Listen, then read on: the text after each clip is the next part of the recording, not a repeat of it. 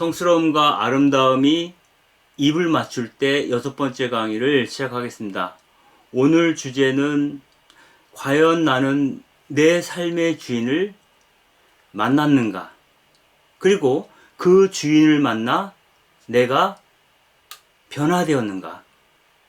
내가 변화되었다는 것은 그분이 생각하는 대로 나도 생각하고, 그분이 느끼는 대로 나도 느끼고, 그분이 말하는 대로 나도 말하고, 그분이 행동하는 대로 나도 행동하고자 원하는가 하는 겁니다.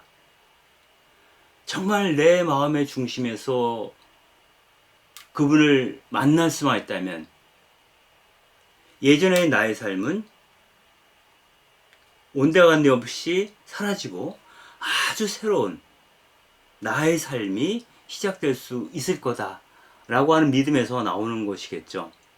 그래서 우리는 그리스도교 신앙을 접하면서 과연 내 삶의 중심을 이루실 분, 물론 복음서에서는 네 몸이 성령의 성전이다, 그분께서 머무시는 그 성소가 내 안에 있다라고 얘기를 합니다.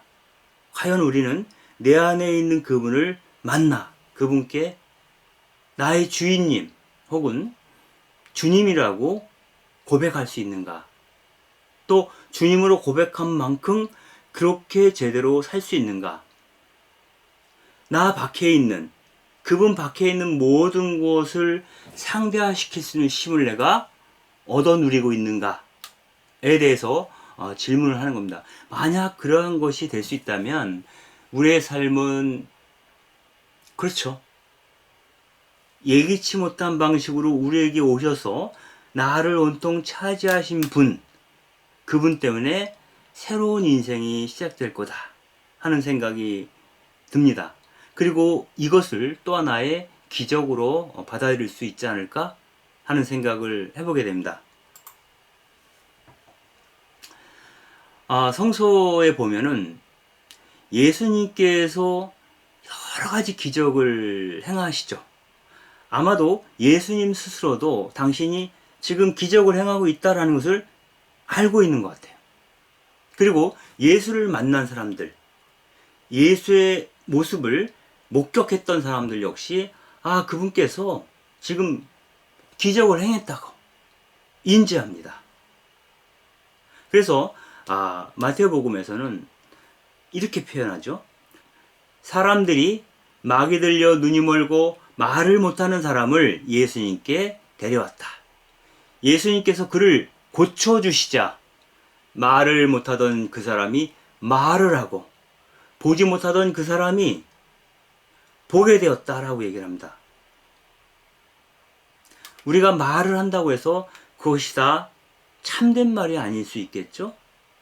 우리가 무엇인가를 보았다고 해도 제대로 보았는지 확인할 수 없습니다. 여기서 말하는 기적이라고 하는 것은 정말 보아야 할 것을 보고 말해야 될 것을 말함으로써 나 나름대로의 고유한 자기를 살고 있는가라고 묻는 것이고, 그것이 가능하다는 것을 예수님은 기적 행위를 통해서 우리에게 보여주신다 라고 이야기할 수도 있겠습니다. 예수님을 극렬하게 반대했던 그러한 사람들조차도 예수가 기적을 행한다라는 사실 자체는 부정할 수 없었습니다. 다만 그 사람들은 예수님이 하시는 말씀, 예수님이 행하신 기적, 그로 인해 치유받은 자가 하는 언어가 참되다라고 믿지 못했던 것 같아요. 그 모든 말과 기적이 하늘로부터 온 것이 아니라 베엘제불로부터, 마귀로부터 온 것일 수도 있다라고 의심했던 것 같아요. 아마도 예수님이 토해내신 그 말이 참된 말씀임을 이들이 인정할 수 없었기 때문에 그런 생각을 하게 된 거겠죠. 마태복음에서는 이걸 이렇게 얘기하죠. 그들이 얘기합니다. 저자는 마귀 우두머리 베엘제불의 힘을 빌리지 않고서는 마귀를 쫓아내지 못할 것이다. 어쩌면 예수님을 반대하는 그 적대자들이야말로 그들이 예수께 전하는 그 말들이, 이런 말들이 다 땅으로부터, 베엘제불로부터 왔다는 사실을 본인 스스로가 모르고 하는 말일 수도 있겠죠. 우리는 어떤 사람이 얘기를 할 때 그 말이 하느님으로부터 온 것인지, 사람으로부터 온 것인지, 성령으로부터 온 것인지, 마귀로부터 온 것인지 판단하기 힘듭니다.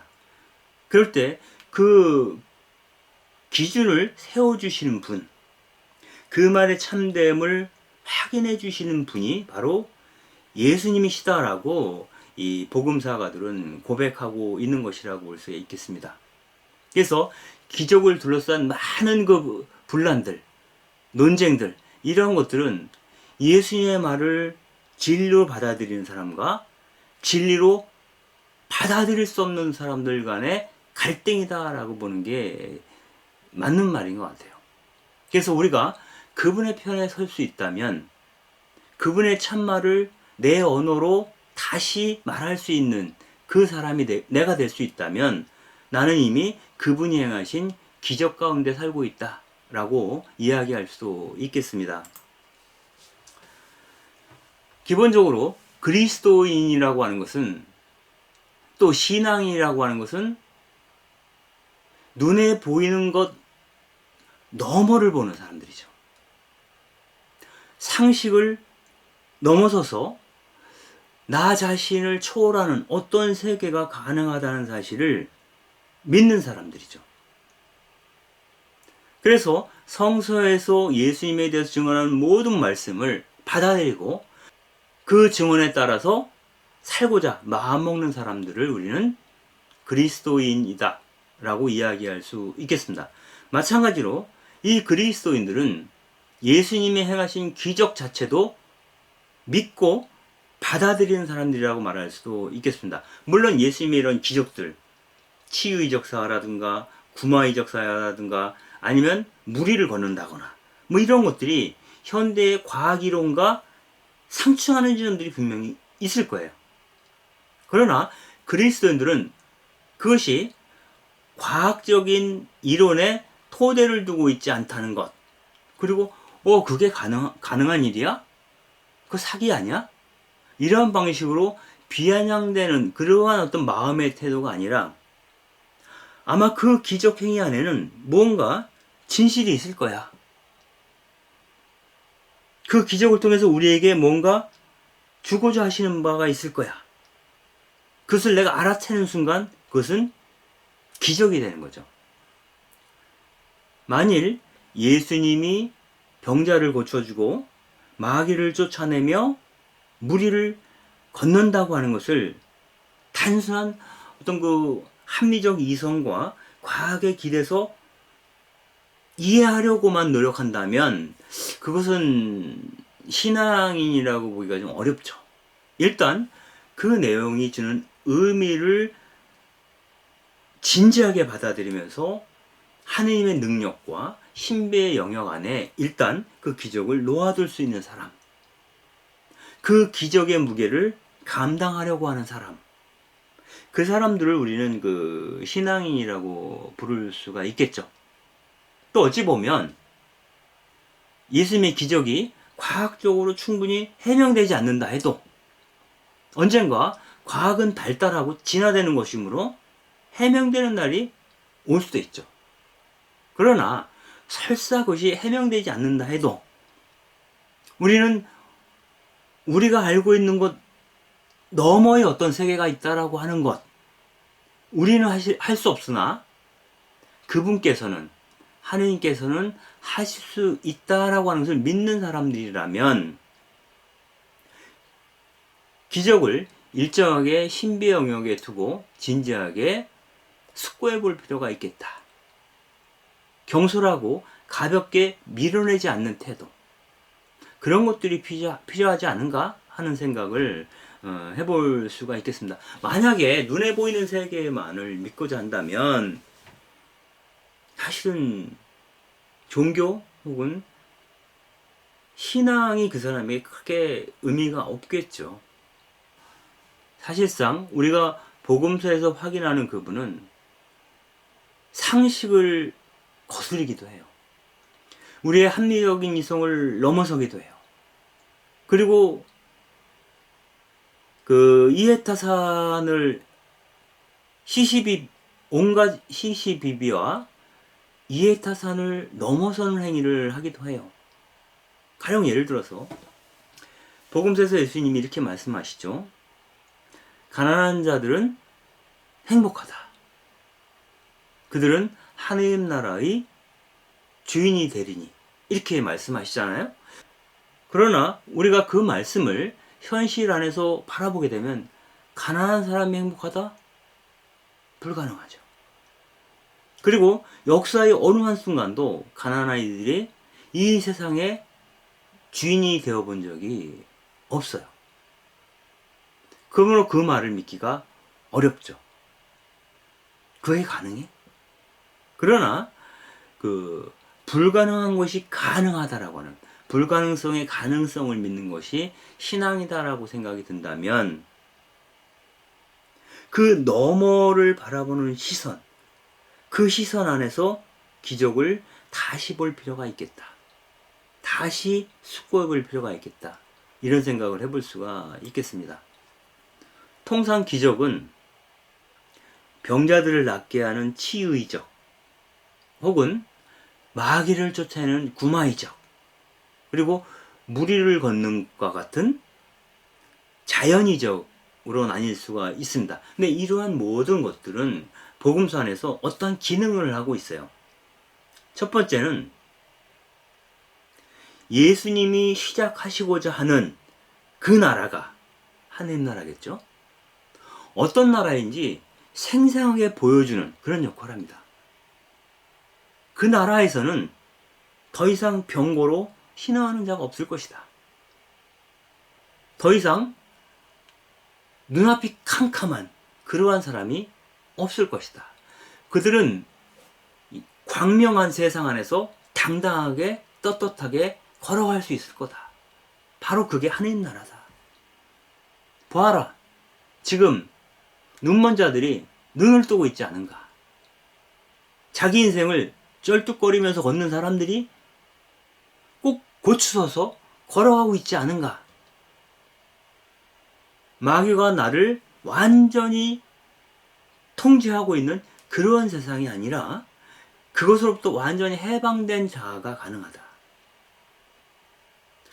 하느님 외에 어떤 것도 나를 거머쥘 수 없다고 하는 것, 나를 휘두를 수 없다는 것이 확인되어질 수 있는 나라가 곧 그분의 나라다 라고 하는 것을 그 기적을 통해서 예수님이 상징적으로 보여주고 있다라고 하는 생각이 듭니다. 그리고 더 이상 굶주리는 사람이 없는 나라라는 거죠. 5,000명을 먹이신 기적 혹은 4,000명을 먹이신 기적에 대한 이야기들은 더 이상 굶주림이 없는 나라, 애달파 우는 사람이 없는 나라, 그들의 눈에서 눈물을 씻어주는, 직접 눈물을 씻어주시는 그분을 얼굴을 맞대고 볼 수 있는 나라, 바로 그 나라가 하느님 나라라고 예수님은 이야기하고 싶었던 거죠. 그리고 그것을 위해서 기적이라고 하는 도구를 사용하십니다. 특히 예수님께서 사람들을 불러서 치유하는 경우에는 주로 회당에서 혹은 안식일에서 행하는 기적사건에서 나타납니다. 그건 뭐냐면 안식일날 정결법과 안식일법을 거슬러 예수님께서 병자들을 치유해 주실 때 이 세상의 온갖 법도, 율법이죠.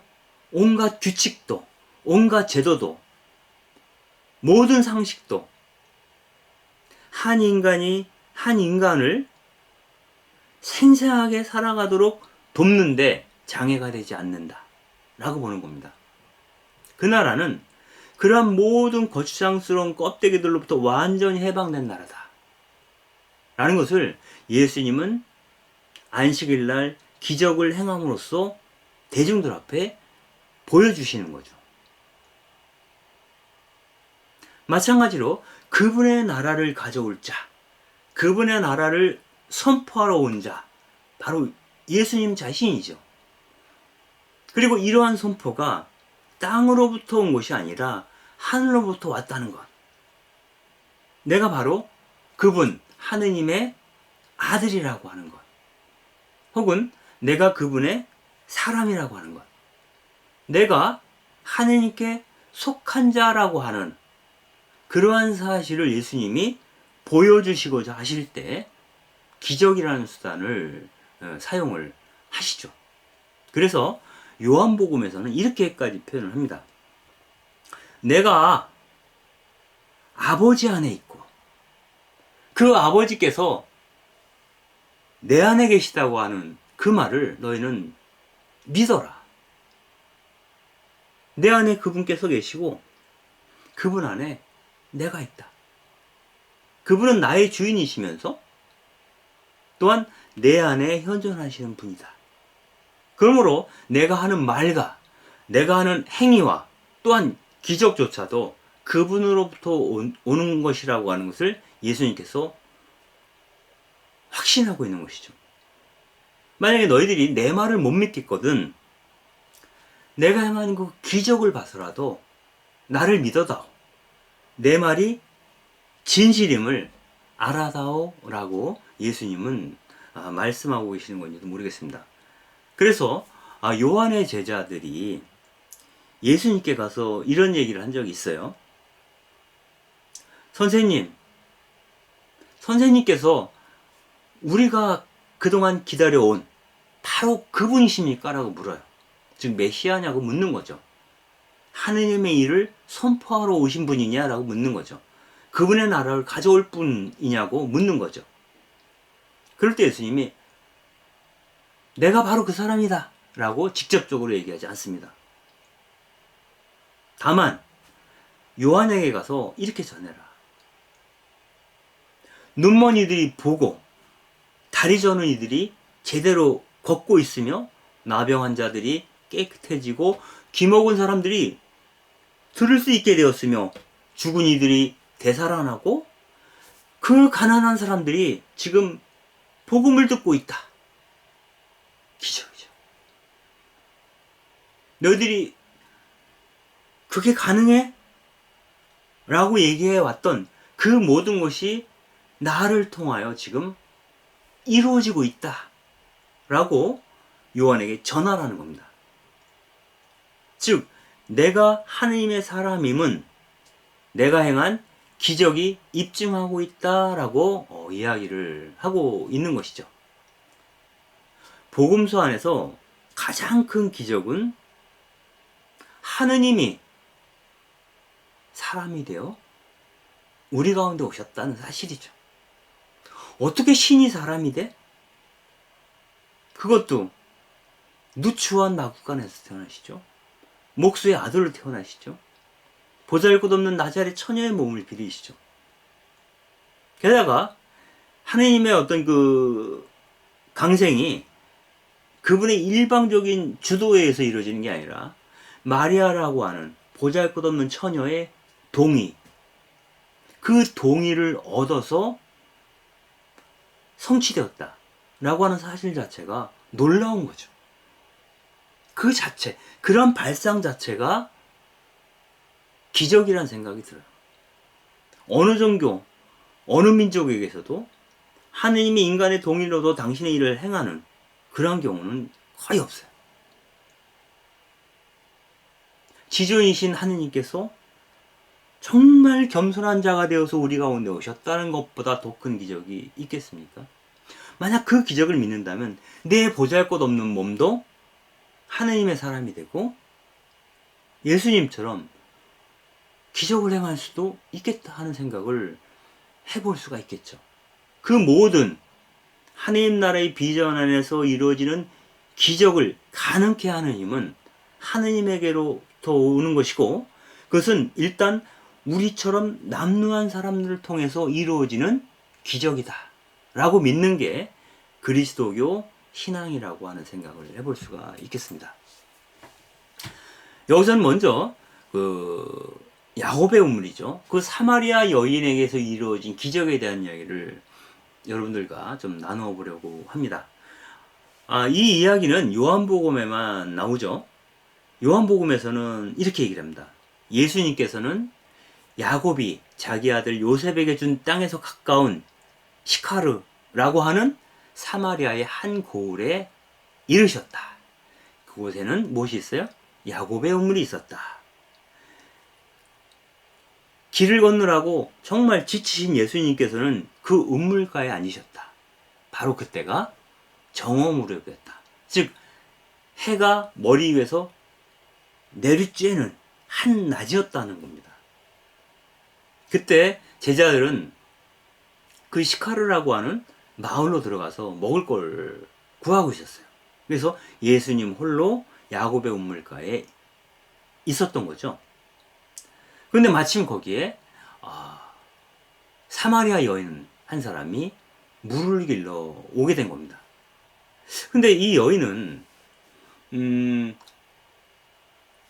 물을 길러 이 야곱의 우물가에 왜 해가 쨍쨍한 정오에 왔을까 하는 게 또 한 가지 의문이기도 해요.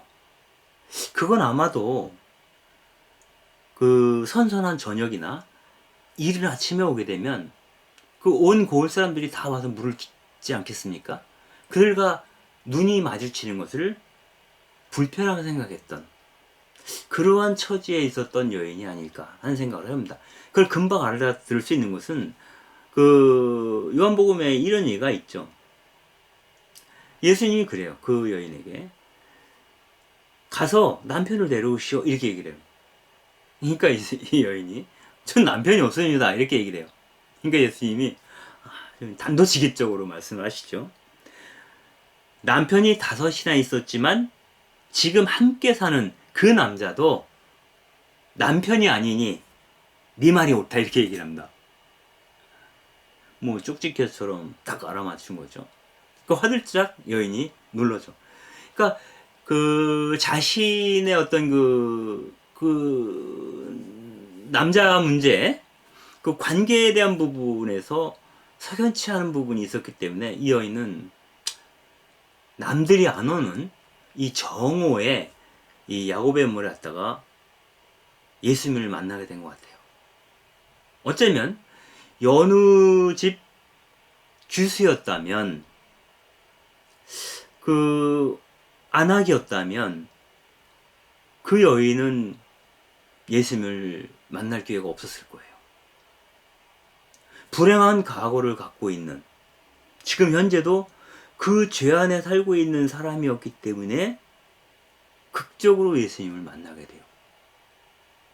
그 정오에 예수님이 야곱의 우물가로 오셨기 때문이죠. 그리고 그분께서 이 여인에게 나에게 물을 한 잔 다오 이렇게 얘기를 합니다. 두레박이 없으니까 여인은 두레박을 가져왔겠죠.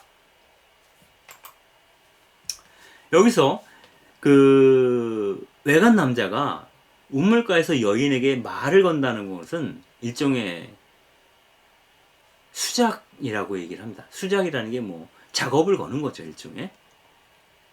실제로 야곱의 경우에도 우물가에서 라헬을 만나게 되죠. 그리고 라헬 때문에 그 외숙인 라반의 집에 가서 양떼를 이치리십사 14년 동안 치게 되죠. 거기서 양을 치면서 이른바 그 레아와 라헬 두 여인을 다 자기 아내로 삼게 되지 않습니까? 이때 이 야곱이 첫눈에 반했던 라헬을 만났던 장소, 그와 수작을 부렸던, 그와 이야기를 나눴던, 그와 인연을 맺었던 바로 그 공간이 우물입니다. 이때 여인이, 이 사마리아 여인이 그렇게 얘기를 하죠.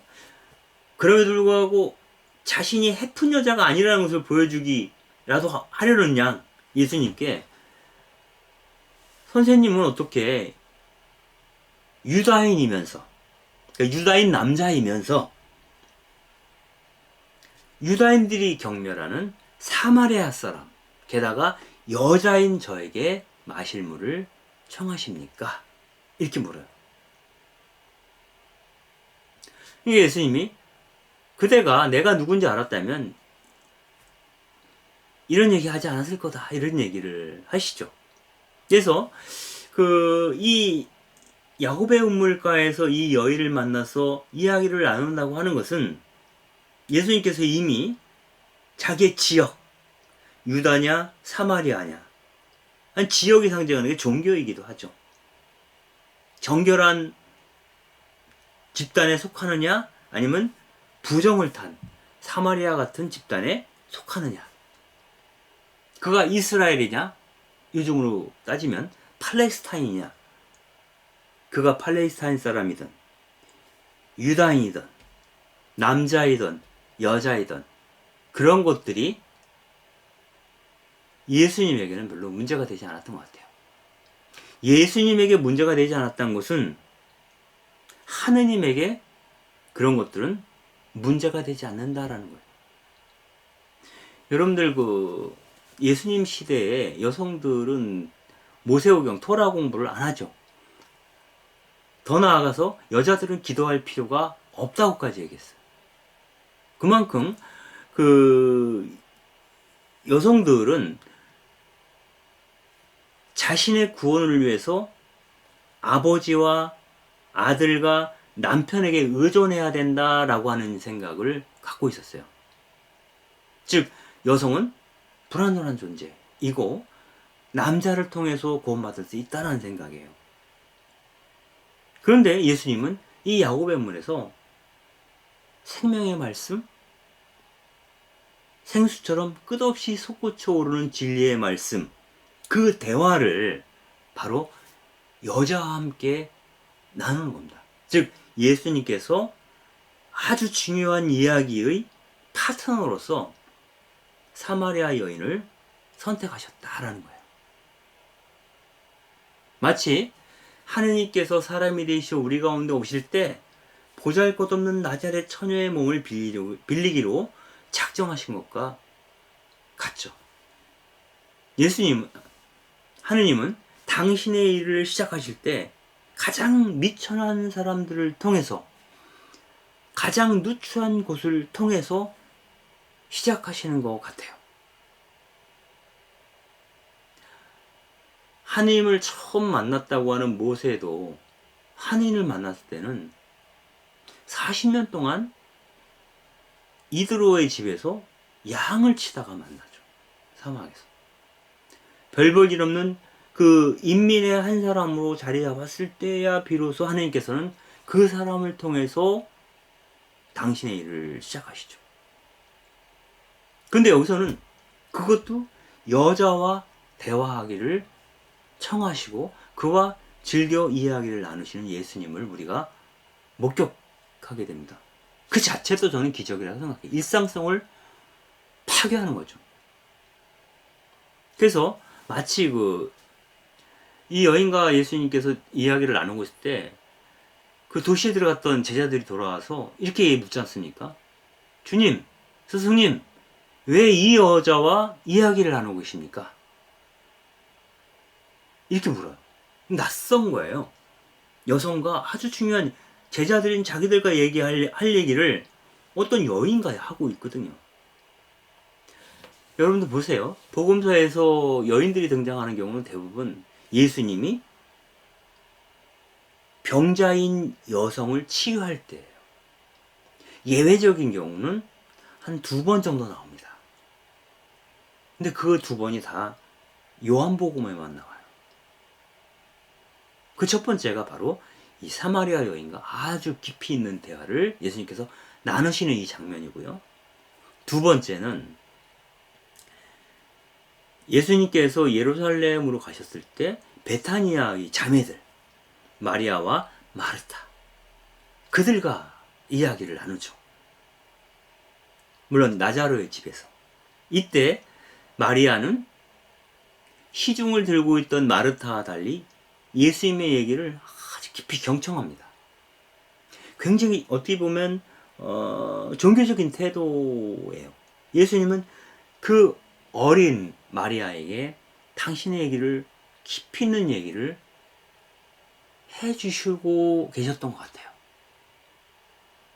이렇게 두 번에 걸쳐서 예수님이 진지하게 여인들과 교제하시는 모습을 보여줍니다. 그 중에 하나가 바로 여기에 나오는 것이죠.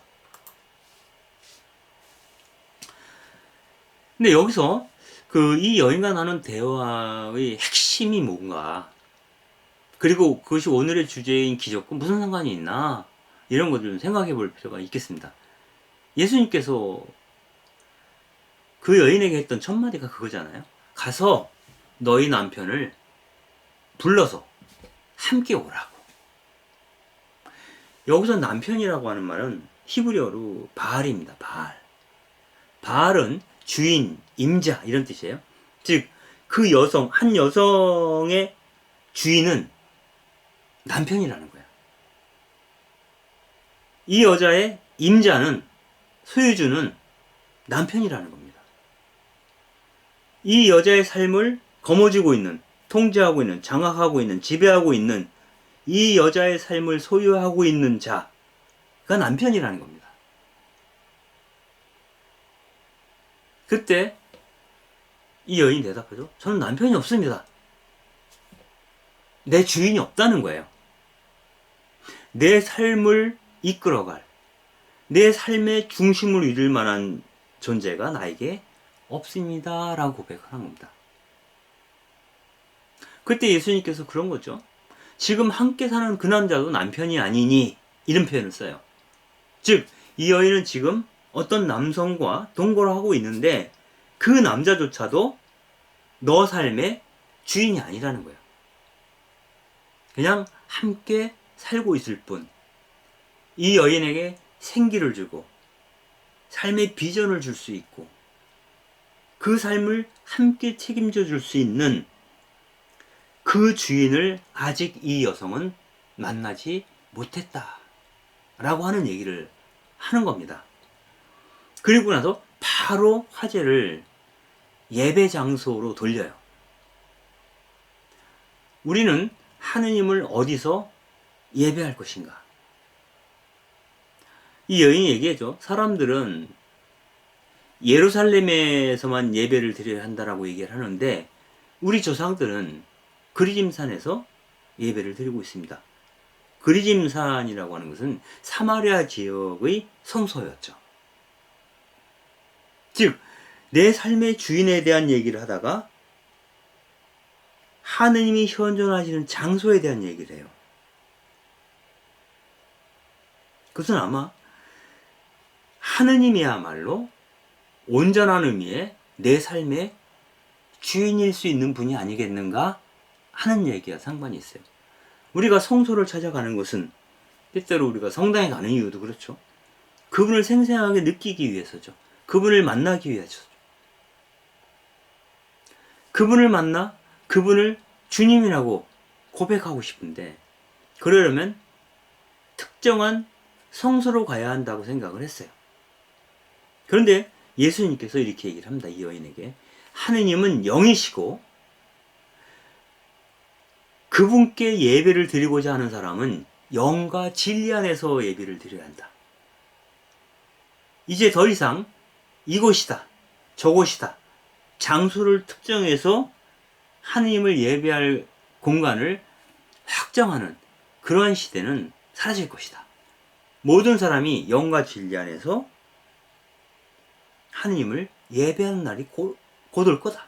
이런 얘기를 해요. 이 얘기를 듣고 이 여인이 정말 그분을 만나고 싶어요 라고 이야기하고 싶었을 것 같아요. 아, 정말요? 제가 듣기로는 메시아께서 오시면 그 모든 것을 우리에게 알려주신다는데 라는 말이 끝나기 전에 예수님이 말씀하시죠. 너와 지금 말하고 있는 내가 바로 그 사람이다. 너는 지금 너 삶의 주인이 될 만한 그 사람을 지금 만나고 있다라고 하는 거예요. 우리가 운물가처럼 일상의 한가운데에서 그분을 만날 수만 있다면, 그분을 만나 그분을 나의 주인으로 삼을 수 있다면 내 삶은 바뀌겠죠. 이제 비로소 사는가 싶게 살겠죠. 나만의 고유한 길을 걸어 그분에게로 갈 수 있게 되겠죠.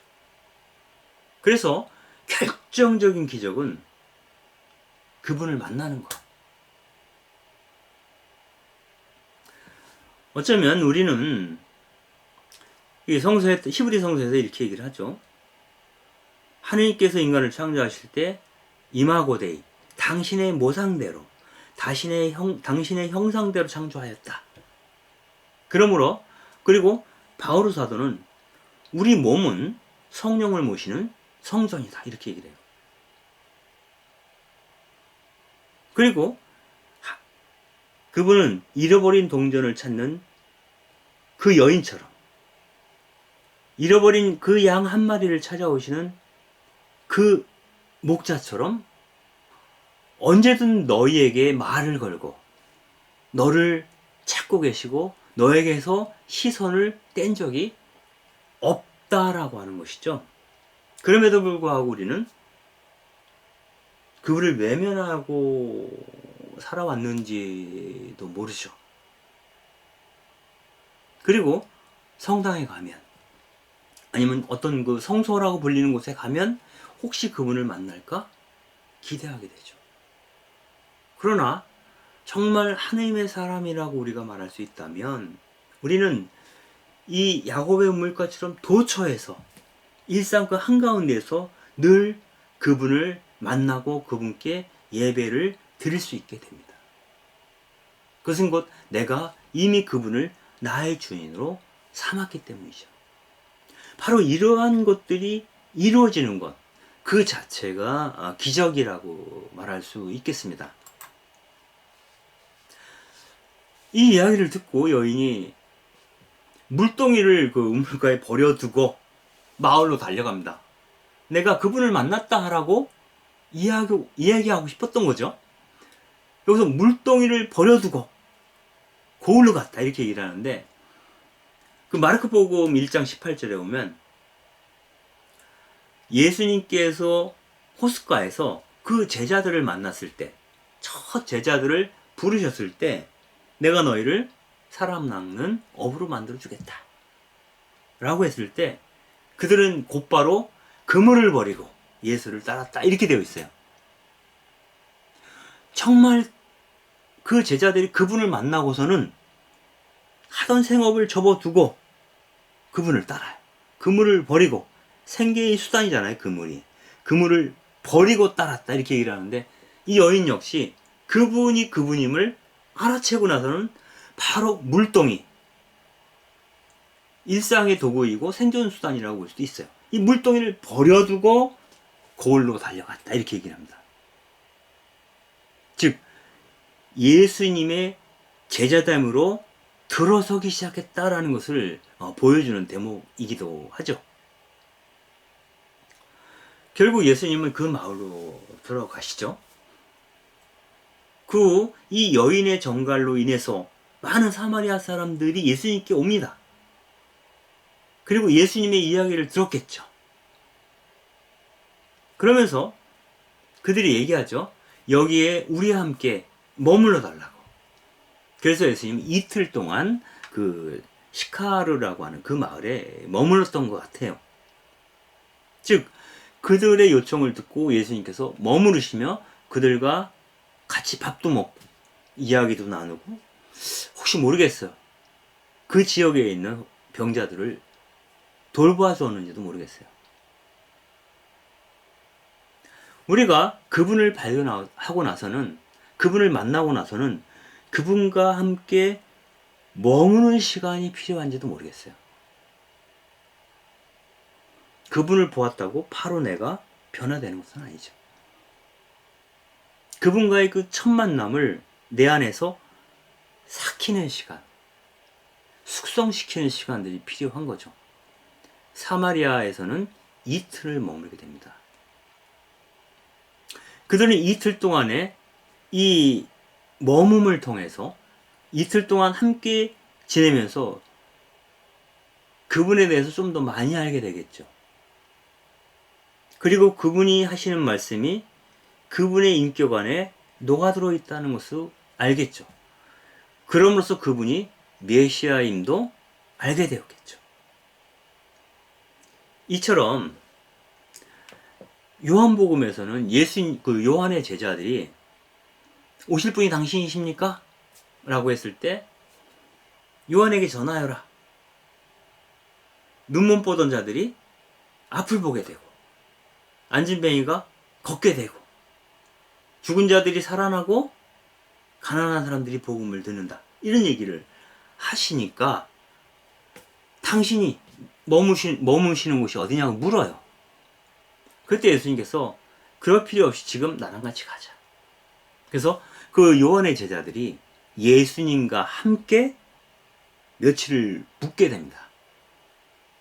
그래서 예수님이 제자들을 부르는 과정에서 이루어진 일들이 예수님이 사마리아 여인을 야곱의 우물에서 만나고 그 시카르라고 하는 마을에 들어와서 그 사마리아 사람들과 함께 지내는 과정과 일종의 병행구라고 할까요? 같은 코스를 밟고 있어요.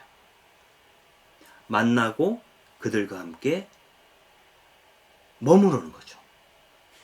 그래서 이 사마리아 사람들이 이렇게 얘기를 합니다. 우리가 예수님을 믿게 된 것은 그 여인이 한 말을 듣고서 믿게 된 게 아니다.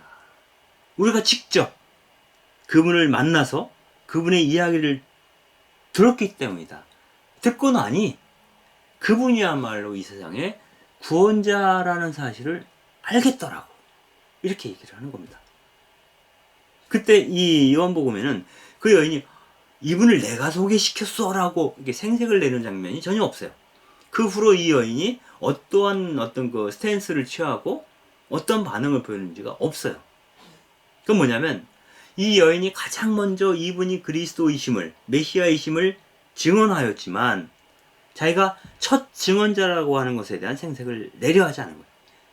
이미 이 여인은 예수님과 야곱의 우물에서 만남으로써 그분과 대화를 나누는 과정을 통해서 이미 내 자신이 내 삶의 주인을 만났고 구원되었다라고 믿게 된 것 같아요. 그것만으로 충분하다는 거죠. 과연 그렇다면 이 야곱의 우물에서 이 여인에게 어떤 일이 발생했던 것일까? 이것을 살피는데 도움을 주는 그림이 하나 있습니다. 그거는 여러분들이 잘 아시는 쥐거 캐더 신부님이 그리신 우물가 사마리아 여인이라는 그림입니다. 이 그림 여러분들 많이 보셨죠? 어둑커컴한 우물 속을 이 여인이 내려다보고 있는데 그 우물 안에 자기의 얼굴도 비치고 한켠에선 예수님의 얼굴도 비추고 있어요. 한 우물이라는 깊은 굴속 같은 거예요. 그러니까 심리적으로는 무의식, 깊은 내면의 심연이라고 볼 수 있겠죠. 주인을 만나지 못했을 때에는, 즉, 내 삶의 주인을 만나지 못했을 때 그 동굴은 늘 어두컴컴하고 침침하고 사실 그 바닥이 보이지 않는 심연 그 자체라고 볼 수 있겠어요. 이 물에 비친 자기 얼굴을 볼 때마다 자기 연민에 휩싸이게 되고 내가 왜 살지? 산다는 게 무슨 의미가 있을까? 뭐 더 나아가서는 죽지 못해 산다라고 생각할 수도 있겠죠. 그냥 사는 거죠, 그냥. 그리고 내 안에 심연은 늘 어둡고 축축했겠죠. 그런데 이 여인이 야곱의 우물에서 예수님을 만나고 나서는 더 이상 이 우물 속이 어둡고 칙칙하고 고독한 공간이 아니라는 것을 알게 됩니다. 이 여인은 자기의 내면, 내 얼굴을 비췄는데 그 비친 수면 위로 내 얼굴뿐만 아니라 그분의 얼굴도 겹쳐져서 보이는 거예요. 내 안에 있는 그분, 내 안에 현존하고 있는 그분, 내 안에 머물고 있는 그분을 보게 된 거죠. 그걸로 이 여인은 충분했던 것 같아요. 더 이상 어떤 보상도 필요가 없는 거죠. 이제 나는 달리 할 수 있겠어. 내 인생이 새로이 빛을 받고 있어. 내 축축한 온몸이 햇볕에 바싹 말라서 가볍게 날아오를 수 있을 것 같아. 여러분들 이 그림의 그 여인 등 뒤로 있는 그 우물 입구를 보세요. 둥근 원상이고 아주 해맑은 하늘이 보입니다.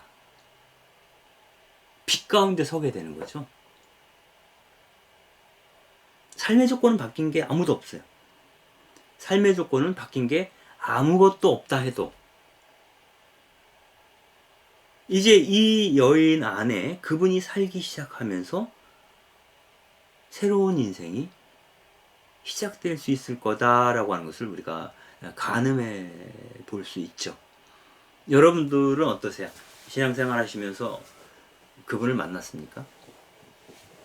그분을 만나서 나를 들여다볼 때마다 내 안에서 그분을 만납니까? 만약 그렇다면 너무 복된 거죠. 글쎄요. 저 같은 경우에 저는 언뜻 보는 것 같아요. 언뜻 이따금 그분을 보는 것만으로도 때로는 충분하다는 생각을 할 때도 있어요. 물론 충분히 살지 못하고 있지만 아마 이런 것들 또한 기적이라고 볼 수 있겠죠.